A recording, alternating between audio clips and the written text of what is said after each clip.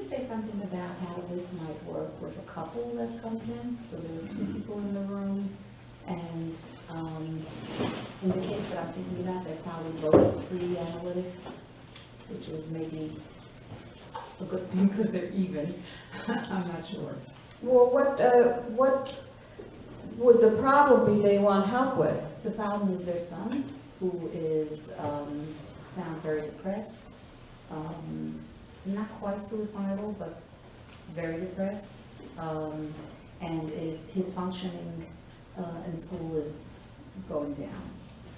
And at home. So that's what they need help with. So you just coach parents who have problems with their kids for how to help the kids to be more comfortable. So as I'm listening to you, I'm thinking that, so it's interesting, I made some recommendations about how to help them with their son, and the mother was very open to going with the recommendations. The father's been resistant, so it occurred to me that although he's pre-analytic, the resistance is right there, and I'm slamming into it, I'm bumping into it. Oh, this is a wonderful, wonderful question, because this is the key to keeping patients in treatment, especially pre-analytic patients. And it's also why I've realized that I am a modern analyst, is because we always, always, always resonate with the patient. We always join the patient.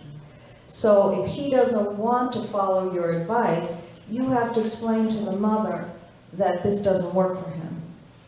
And you have to help him feel okay with the direction he wants to go in. We always go in the current the patient wants to go in. Couples work is difficult because the father has one direction to go in, the mother has another. So you explain to them a child needs a father and a mother, and this is what the father's going to do, and you support the father, and you help the mother to understand it. And it's very hard for a couple to be on a different page. And you have to explain to them that it's okay, and help them with that problem. So what I did with his resistance was that I said to him that this is a lot to take in, and maybe you want to think about it, and my easing off a little bit, instead of getting... Well, you told him he better think about what you want to do, and I don't recommend that because it's not joining. Okay. So we coach, then we see the resistance, then we know that the patient isn't able, and then we support the patient's defenses until we can understand them. For example, I had a woman come in, she told me, my mother-in-law wants to see me dead. And my two sisters-in-law, they also want to see me dead. I live far away from my family. They want to take my children away from me. I'm going to have nobody. So I told her, tell your husband to keep them away from you. He came in and he was very happy to help her with it. He wasn't that crazy about them either.